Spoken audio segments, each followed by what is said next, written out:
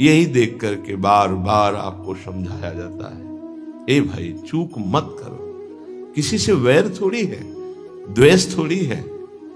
कोई संत यदि आपसे बात करता है तो आपके ऊपर कृपा नहीं, क्यों बात करेगा? क्या लेना है?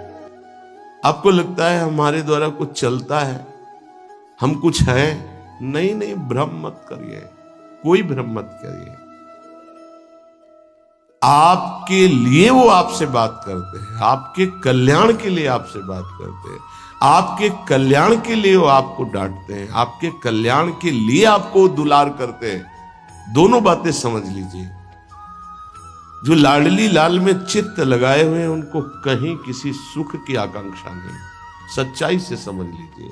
अगर वो सुख का कहीं खेल खेलते तुम्हें नजर आ रहे हैं, वो तुम्हारे लिए, तुम्हें दुलार कर रहे हैं, निकल चलो। तुम्हें डांट रहे हैं, निकल चलो। तुम्हें प्यार कर रहे हैं, निकल चलो। तुम्हारे मन को अपने प्यार में फांस करके श्री जी के चरणों में समर्पित कर देना, यही काम है। ये सब संतों का यही कार्य है। तुम्हारे संसार के प्यार में फैले हुए मन को समेटकर अपनी वाणी, अपने प्यार के बल से उसे प्रियालाल के चरणों में समर्पित कर देना। पर आपके अंदर ये चाह हो जाएगी, तभी आप उस प्यार को समेटने में सहयोग दे पाएंगे। मुझे अब इस ब्रह्मा के रचे हुए माया से मुक्त होना है, पर आप तो इन्हीं खिलौनों में राजी हैं, और जब इन खिलौनों से मन को हटाने की बात कही जाती है तो आपको बुरा लगता है। आपसे जिसे कहा जाता है कि अब आप ऐसे रहिए, मनो चिन्हारो नाय, तो आपको लगता है कि हमारे संबंधों में प्रहार कर रहे हैं। तुम्हारे संबंध जितने हैं इनका प्रहार पहले हो चुका है काल के द्वारा, तुम इनको नहीं रोक पाओगे। काल पहले ही काट चुका है सारे संबंध। बस तुम संबंध का राग लेकर के यहां से जाओगे, दुर्गति हो जाएगी। और संबंध को प्रियालाल के चरणों में समर्पित करके जाओगे तो सदगति हो जाएगी, अनुराग हो जाएगा। जो आसक्ति संसार के संबंधों में है, वही आसक्ति जब संत महापुरुषों से हो जाती तो मोक्ष का खुला हुआ द्वार, ये भगवान कपिल देव जी कहते हैं। आप अपना अधिकार अपने में मत रखिए, गुरुजनों को दे दीजिए। अब हमारे जीवन की बागडोर आपके हाथ में है, आप जिस दिशा में चाहे ले चले। हमारा केवल आपकी आज्ञा पालन करना कर्तव्य। तो कह रहे कदापि चिन्मयादुपरि चेत स्पृहा रोहणे। यदि तुम्हें इस चेतन अचेतन जगत से मुक्त होने की इच्छा जागृत हो गई है तो पहला, स्नेह का संबंध किसी से मत रखिए। स्नेह का संबंध केवल प्रियालाल से रखिए। वही स्नेह जो माता में, जो पिता में, जो भाई में, जो बंधु में, पत्नी में, पुत्र में, वही स्नेह प्रियालाल को चाहिए। आप और सब कुछ दो, भगवत प्राप्ति नहीं होगी। ये स्नेह दे दो तो भगवत प्राप्ति पक्की हो जाएगी। सबसे स्नेह करो श्यामा श्याम के संबंध से। हमारा स्नेह का संबंध श्यामा श्याम से, श्यामा श्याम के संबंध से स्नेह कोई फर्क नहीं पड़ेगा। पर आपको अभी ये कला नहीं आती है। आप जब तक एक बार समस्त संबंधों के स्नेह को बटोर कर प्रियालाल के चरणों में समर्पित नहीं कर देते, तब तक आपको लगेगा, वाणी से बोलोगे कि सब भगवत भाव से, लेकिन पूरा राग यही है, ये हमारे अमुक है, हमारे अमुक है। इसलिए इस रहस्य को समझो, पहले हटो, फिर जब वो राग अनुराग में बदल जाता है तो फिर पूरे विश्व से प्यार करो, कोई फर्क नहीं पड़ेगा। सब जीवन सुख प्रीति रीति निवाहत आपनी, क्योंकि वो रीति जानता है। हमारी रीति श्यामा श्याम के संबंध से ही सबको मानना। एकांत की रति विधान करो, शब्दों को समझिए। एकांत की रति विधान करो, अर्थात हमारे हृदय देश में केवल इष्ट और गुरुदेव के सिवा किसी से प्रीति नहीं। पर बहुत इस बात से हम कमजोर हैं। कहीं न कहीं हम अपनी प्रीति, हमारा दोस्त है, हमारा मित्र है, हमारा रिश्ता है, हमारा संबंध है, तो श्री जी करुणा करके आपको लाई अपने संबंध पुष्ट करने के लिए, फिर भी आप अज्ञानवश उन्हीं संबंधों को पुष्ट करते हैं जिससे आपकी दुर्गति हो जाए। जो आपके अरे एक हिरण के बच्चा के संबंध ने एक जन्म नष्ट कर दिया, फिर और किसकी बात करें। इसलिए एकांत की रति विधान करो। एकांत की आपकी रति हो चुकी है, इसका परिचय आपके सामने भारी विपत्ति आई, मन केवल श्री जी में, भारी संपत्ति सुख संपदा केवल श्री जी में मन, यह है एकांत की रति। अब उसको कोई विचलित नहीं कर सकता। जहां विषयी जन रहते हैं, विषयी जन संभाषण करते हैं, उस स्थान में, उस भीड़ में, उन लोगों के बीच में अरुचि हो जाना। रतिम मदन मोहने विदधताम तदेकांतिकीम। एकांत की भक्ति, विरति, जन समुदाय, प्रपंच भाषण करने वाले, इनसे संबंध नहीं। ना संतु जनतापने प्रतिवसंतु वृंदावने। जनता अर्थात केवल विषय प्रपंच की वार्ता करने वाले, तापने, हृदय में ताप पैदा हो उनके संग नहीं, मुझे संग नहीं, कोई भी हो, प्रिया प्रीतम से तुम्हें मतलब नहीं, उनकी चर्चा से मतलब नहीं, उनके संबंध से मतलब नहीं, तो हमारा आपसे क्या संबंध। देखो, जगत के संबंध प्रियता दिखा करके भोग सामग्री दे सकते हैं, धन दे सकते हैं, व्यवस्था दे सकते हैं, पर प्रियालाल की प्रीति नहीं। पूज्य श्री रघुनाथ दास गोस्वामी जी जब अपने गृह का त्याग करके महाप्रभु चैतन्य देव की शरण में गए, 2-3 दिन जो महाप्रभु को भिक्षा आती थी उसी से महाप्रभु दे उनको लगा नहीं, जीवन जब महाप्रभु को समर्पित है तो हमको जीने का ढंग सीखना चाहिए, कैसे हम विरक्त होकर के जिए। इतने में घर से भेजे हुए बहुत से सेवक, रुपया, सामग्री, रसोईया सब आ गया, क्योंकि बहुत बड़े धनी थे उनके पिताजी और पिता के भाई, दोनों के बीच में एक लाड़िले पुत्र थे पूज्य श्री रघुनाथ दास गोस्वामी, जिनकी समाधि राधा कुंड में विराजमान है।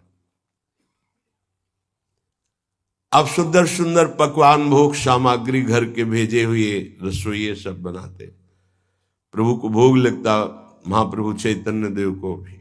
और फिर विचार किया, क्या ये माता पिता के द्वारा दी हुई सुविधा वैराग्य में कलंक नहीं है?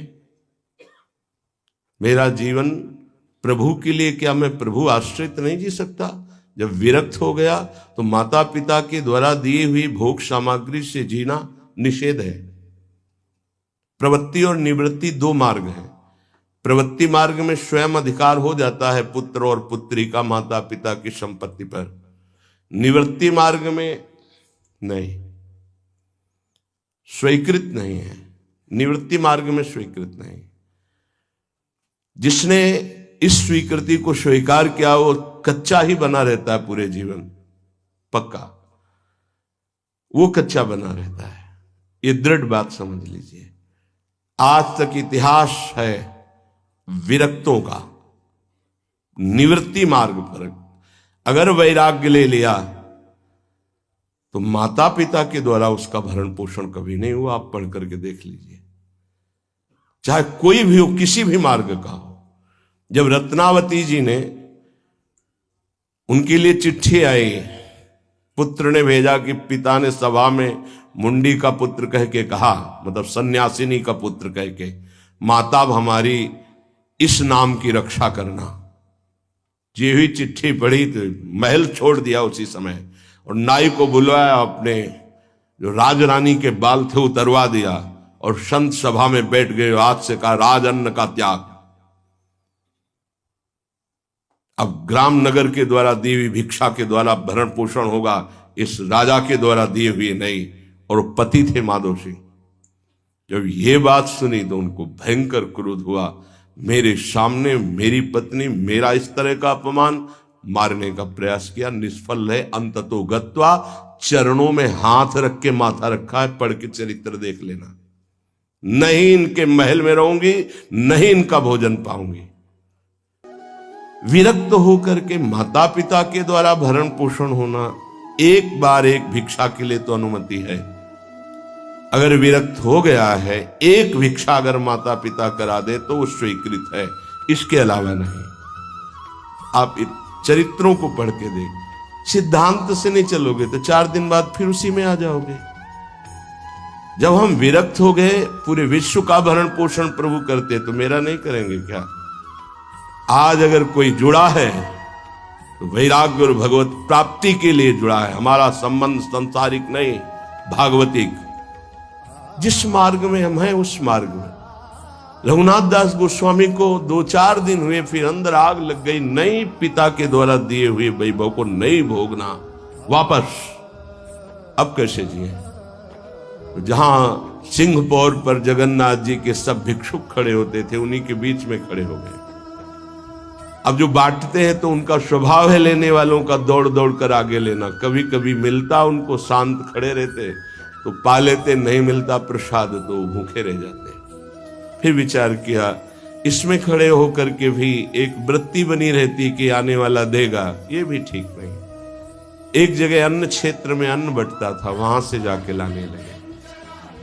फिर विचार किया, विवेक धैर्य नहीं लेने देता। यार हम यहाँ कोई सेवा तो करते नहीं, क्योंकि भरपेट अन्न पाने का जिस क्षेत्र में अधिकार है तो वहां सेवा करना जरूरी। चाहे पोछा लगा दो, चाहे पत्तल फेंक दो, कोई सेवा वहां करनी चाहिए, तभी आपका वैराग्य सुरक्षित रहेगा, नहीं तो फिर ठीक नहीं है। वहां अन्य क्षेत्र में भी छोड़ दिया भोजन। आप कैसे जिए? तो रात्रि में जो महाप्रसाद गाय को डाल दिया जाता था, गाय भी छक के जब नहीं पाती थी तो वो रात्रि के 10-11 बजे निकलते और वो महाप्रसाद जो पड़ा रहता उसको उठा के लाते, जल से धोते, सड़े सड़े निकाल के चावल, फिर उसे पाते। महाप्रभु ने पूछा, गोविंद, गोविंद दास सेवा में रहते, गोविंद ये रघु अब क्या पाता है? बोले प्रभु बहुत वैराग्य से रह रहे। बताया तो उनका, अच्छा ऐसा अमृत अकेले अकेले पाता है, हमको कभी निमंत्रण नहीं दिया, अब हम चुपके से छीन के पाएंगे। महाप्रभु चले रात्रि के जब वो कटोरे पे इतने से चावल सही निकाल कर पानने में लगे थे, पीछे से महाप्रभु गए, से लिया। अरे प्रभु आपने, उनका इतना स्वादिष्ट अमृत पाता है और मेरे को कभी निमंत्रण नहीं दिया। निहाल उनके लिए आया, सोवत हूँ रसना रटे राधा कृष्ण सुनाम। वो जब सोते थे तो उनकी जबान से राधा कृष्ण राधा कृष्ण राधा कृष्ण। ये इस मार्ग के पथिक। निवृत्ति मार्ग और प्रवृत्ति मार्ग में अंतर है, आप लोग इस बात को समझें। निवृत्ति मार्ग श्री जी के भरोसे का है, आप विश्वास कीजिए। जब इष्ट के भरोसे में, तो जिनकी पलक झपकते अनंत ब्रह्मांड रचना हो जाती, उनके लिए कोई ये बड़ी बात हो गई क्या? ये कोई बड़ी बात है उनके लिए? हम उनका भरोसा त्याग करके निवृत्ति मार्ग के हो करके और परिवार के द्वारा भरण पोषण हमारा हो, भाई ये तो नहीं समझ में आता। भरोसो दृढ़ इन चरणन के। निवृत्ति मार्ग तो निवृत्ति मार्ग, प्रवृत्ति मार्ग तो प्रवृत्ति मार्ग। प्रवृत्ति निवृत्ति, निवृत्ति में प्रवृत्ति, बहुत समझकर संभल कर चलना पड़ेगा। जो मार्ग भगवान ने बनाया उसके अनुसार। तो कह रहे न संतु जनता, तुम्हारा व्यवहार जनता से नहीं होना चाहिए। व्यवहार शून्य व्यवहार है, ध्यान रखना। दसियों हजार लोगों के दर्शन होते हैं, एक का भी परिचय नहीं है। हजारों लोगों से संभाषण है, एक भी हमारा मित्र नहीं है कि ये हमारा है, तुम लोग इसके साक्षी हो। ये हमारा बंदा है, एक भी नहीं। साफ श्री जी के हो, श्री जी से संबंध है, मैं सिर्फ एक नौकर हूं। श्री जी की बात आपको बता देता हूं, आपकी बात श्री जी को बता देता हूं। हमारे श्री जी, इसके सिवा कोई नहीं। एकांत की रति, जनता से संबंध रहित, श्री जी के संबंध से सब जीवन सो प्रीति। श्री वृंदावन में वह चिदानंद रस को प्राप्त होता है। यह है रहनी। वृंदावन इह विधि बसे तज के सब अभिमान, तृणते नीचो आपको जाने सोई जान। ये समझ जाओ किस बात का आश्रय लिए हो। जिनको ब्रह्मांड रचने में सेकंड नहीं लगा है, वो हमारी प्रियाजू के अधीन है। हमको कुछ अपनी व्यवस्था के विषय में सोचना, मानो शरणागति के विषय में आपको अविश्वास, कलंक है ये बात। हे, बिल्कुल भरोसे पे हो जाओ, फिर सामने देखो क्या होता है। बिल्कुल भरोसे पे हो जाओ। गुरुजनों ने कभी भी अन्य आश्रय नहीं होने दिया। कभी भी अन्य जगह जगह बचाते। वो जानते हैं कि अन्य आश्रय, धन का आश्रय, वस्तु का आश्रय, व्यक्ति का आश्रय, ये तुमसे सच्ची बताते हैं, गुरुजनों की कुछ बातें बाद में समझ में आती, पहले समझ में नहीं आती। केवल श्री जी का भरोसा रखो। जिसने आज दिया है वही कल देगा। जब गुरु जी को कोई कहता कि कभी काम में आ जाएगी ये वस्तु, रख लो, तो बोले इसी को मिटाने के लिए बाबा जी हुए हैं। जब कभी काम में आनी होगी तो तुरंत श्री जी भेजेंगे। हम इसको पहले से क्यों रखें? ये हमें चाहिए कि केवल श्री जी का आश्रय लेकर वृंदावन वास हो। देखना कितना आनंदित रहोगे। फिर रोना आता है, तुम्हारे आंसू फिर निकलेंगे। जब आप एकांत में होंगे, आपका कोई नहीं होगा और आपकी परिस्थिति विपरीत होगी, तब जो शरणागति होती है वही भगवत प्राप्ति कराती है। जब तक विपरीत परिस्थिति नहीं आएगी तब तक शरणागति परिपक्व नहीं होगी। बात लिख लीजिए, चाहे वो द्रौपदी जी हो, चाहे गजराज गजेंद्र जी हो, चाहे कोई भी हो। जब ऐसी विपरीत परिस्थिति आए कि कोई भी सहयोगी नहीं रह गया, तब शुद्ध शरणागति और भगवत साक्षात्कार। उस दिन के लिए तैयार रहो और मांगो कि हमारी आसक्ति का नाश करने के लिए परिस्थिति ऐसी दे दो प्रभु कि सिर्फ आप पर दृष्टि हो, सिर्फ आप पर, ना कोई हमारा, ना हम किसी के, सिर्फ आप। मेरे तो गिरधर गोपाल, दूसरों न कोई। बात समझो, सत्संग की बात को समझो, परमार्थ की बात को समझो। जब कोई हमारे जीवन में प्रश्न आता तो जो नील चादर ओढ़े हुए विराजमान है, उनकी चादर की तरफ देखते, आकाश की तरफ। बाहर निकलकर आकाश की तरफ देखते। तत्काल उत्तर मिला है हमको, तत्काल भाग, यहां से भाग। झोला टांगा, रात्रि में भागे। जब भागे तब रात्रि में भागे। भागो भागो भागो, भागते भागते अब पायो परम विश्राम। अब वृंदावन, श्री वृंदावन विश्राम। सब सोहित निष्काम मत, श्री वृंदावन विश्राम। हे, भागते रहो, संबंधों से भागते रहो, आश्रयों से भागते रहो। एक आश्रय केवल हरि गुरु का, बस एक विश्राम स्थल। जैसे आप रखो, जैसे आप रखो, हम उसी में राजी हैं। समस्त प्राणियों को वृंदावन के नमस्कार बुद्धि से देखो। देखो यहां की रहनी, वृंदावनी विधि बसे तज के सब अभिमान, तृणते नीचो आपको जाने सोई जान। तृण से नीच अपने को जो जानता है सबको नमस्कार करेगा। और सच्चाई में देखो तो ऐसा ही है, कुछ नहीं है। कोरा अहंकार केवल है। क्या है हमारे अंदर? कुछ नहीं। अगर गुरु कृपा न हो, प्रियालाल की कृपा न हो, तो कुछ नहीं। हाथ उठा के कहते हैं, कोई बल नहीं। बल है तो वो है, नहीं तो वो नहीं, तो कुछ बल नहीं। क्या बल है? आप देखो, अंदर से देख लो बैठ के, तुम्हारे अंदर क्या बल है। फिसल कर गड्ढे में गिरने का तो बल है, लेकिन गड्ढे से निकलने का बल तो नहीं है। फिसलने में क्या बल? फिसल कर गिरने का तो है, लेकिन गिर के संभलने का बल, ये केवल गुरु का बल है, ये केवल इष्ट का बल है। इसलिए श्री धाम वृंदावन का आश्रय और वास स्वीकार करो। सबसे छोटा अपने को समझो, समस्त प्राणियों को नमस्कार करो। क्यों? क्योंकि कहीं कोई वृंदावन में किसी का अपराध न बन जाए। नमंतु ननु जंतु कानिह नमंतु रस्तु क्वचित। कहीं ऐसा ना हो जाए यहां किसी भी जंतु का, किसी भी जीव का, किसी भी शरीरधारी का अपराध न बन जाए।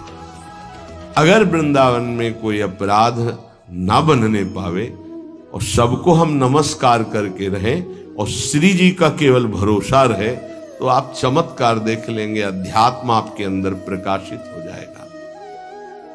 जैसे जैसे अध्यात्म प्रकाशित होता है वैसे वैसे शांत होता चला जाता है, मन शांत होता चला जाता है, कोई वासना हृदय में नहीं रहती।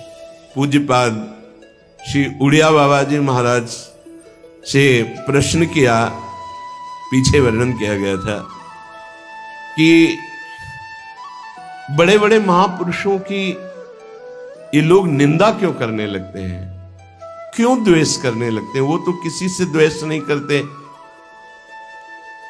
जितने महापुरुष हुए उनकी निंदा हुई है, वर्तमान में जितने हैं तो आप देख लो सैकड़ों अगर नमस्कार करने वाले तो कुछ निंदक आपको मिलेंगे। ऐसा क्यों होता है? क्योंकि संत तो किसी से द्वेष नहीं करते, द्रोह तो उनके हृदय में होता नहीं, अद्वेष्टा सर्वभूतानाम। फिर ये क्यों होता है, निंदा क्यों कहते हैं? तो कहते भगवान की दो शक्तियां हैं, एक है माया और एक है प्रेम भक्ति। जो प्रेम भक्ति से विमुख उनके हृदय में माया शक्ति का प्रभाव रहता है, यद्यपि उनका द्वेष भी इसी से होता है। उनकी महानता देख करके वो वहां चल तो सकते नहीं, तो उनका द्वेष बन जाता है। महानता देख करके उसमें चल नहीं पाएंगे। जैसे कहावत में आता है कि एक अंगूर को बहुत कोशिश की पाने की, जब नहीं मिले तो खट्टे हैं, प्रयास किया लेकिन नहीं मिला। तो उनका प्रयास माया जनित है, तो प्रेम या भक्ति या सद्गुण या भगवद आश्रय नहीं धारण कर पाते, तो उनको द्रोह हो जाता है संतों से। अब नरसिंह मेहता जी का चरित्र देखिए, बड़े बड़े भक्तों का, उन्हीं के गांव के लोग, उन्हीं के घर के परिवार के जनों ने ही द्रोह पैदा कर दिया। द्वेष, निंदा, मारने की चेष्टा, अपमान, ऐसे। अच्छा सोचो, उड़िया बाबा जैसे महापुरुष से क्या कभी ऐसा हो सकता है कि उनके मारने के लिए आदमी लगा दे? विचार करके देखो। पैसा देकर भेजा गया था कि सत्संग में जाके नाक काट लो। वो आदमी चुपचाप चाकू लेकर के आया और प्रणाम के बहाने तो संतों के सामने कौन रोकता, तत्काल चाकू निकाली और जे ही मारा तो हाथ पकड़ते पकड़ते चावल भर नाक में चल, मतलब थोड़ा सा ऐसे खून निकलने लगा। ऐसे बाबा ने रोका, पकड़ा और गुफा में ले गए। आज भी गुफा नीचे जो बनी हुई, बैठे और गरम दूध चीनी डाल के मंगवाया, पिलाया और कहा धैर्य धारण करो, बिल्कुल डरो मत, तुम्हें कोई नहीं मारेगा, तुमने ऐसा क्यों किया? वो रो पड़ा संत कृपा देख के और कहा बाबा मुझे इतने 1000 रुपए देने की बात कही गई थी कि बाबा मैं गरीब आदमी हूँ, पैसे के लोभ से बुद्धि मारी गई। उन्होंने कहा बस तुम ऐसे नाक में चाकू मार देना। ऐसा बाबा ने कहा कोई बात नहीं। कहाँ से आए हो? बोले हाथरस के हैं। बाबा ने ये नहीं पूछा कि किसने भेजा है। चतुरता इस बात की कि सब शिष्य थे, अगर ये पता चल जाए कि किसने, तो उससे द्रोह हो जाएगा ना, बस इतना पूछा था क्यों तुमने ऐसा किया? तो बोले मुझे पैसा। ये नहीं पूछा किसने किया, क्योंकि उससे द्वेष हो जाएगा। अपने शिष्यों से कहा शपथ है हमारी, इसे डांटना भी नहीं और हाथरस की बस में सुरक्षित बैठाल करके आओ, चलो जाओ। बोलो ऐसे महापुरुष को फिर बाद में लीला, द्वेष की हद हो गई, संसार द्वेष की सूली पे चढ़ा दिया, जहर पिला दिया। मीरा जी को जहर पिला दिया, प्रहलाद जी को। क्यों ऐसा करते हैं लोग? बोले माया से आसक्त चित्त वाले जब भक्त को देखते हैं तो उनके अंदर गाली देने का मन होता है, जलन पैदा होती है। स्वभाव ऐसा स्वाभाविक है। उनके हृदय में इतना द्वेष पैदा होता है कि वो दुष्ट हृदय कैसे इनकी हानि हो, बस ये सोचते हैं कैसे इनकी। बड़ा विचित्र खेल है ये संतों के साथ। क्यों? पलटू बाबा को अयोध्या में झोपड़ी में ही आग लगा दी आसपास से। ऐसा ऐसा क्यों होता है? तो बोली माया शक्ति कि जिसके हृदय में माया का प्रभाव, मलिन हृदय होता है, वो संतों से स्वाभाविक द्वेष करते हैं। जो कि द्वेष के पात्र नहीं है, वो किसी से वो द्वेष नहीं करते। एक संत आप चरित्र उठा करके देखो, संतों से द्वेष करने वाले प्रत्येक महापुरुष के जीवन में देखा गया कि द्वेष करने वाले, और कोई कोई तो उन्हीं के पार्षदों के रूप में द्वेष करने लगे, उन्हीं के पार्षद बनकर उनकी खिलाफत करने लगे और उन्हीं के पार्षदों के द्वारा उनको सूली पर चढ़ाया गया। बड़ा विचित्र माया का खेल है। इसी से वो भक्तों की निंदा करते हैं और भक्तों से द्रोह करके अपना सर्वनाश कर लेते हैं। तो क्या इससे बचा जा सकता है? यदि भगवान का नाम जब करने लगे, भगवान का आश्रय ले ले, तो दृष्टि बदल जाएगी। आप देख लेना, दृष्टि बदल जाएगी। नाम जापक सहृदय होता है, वो घोर पापी पर भी प्यार करता है।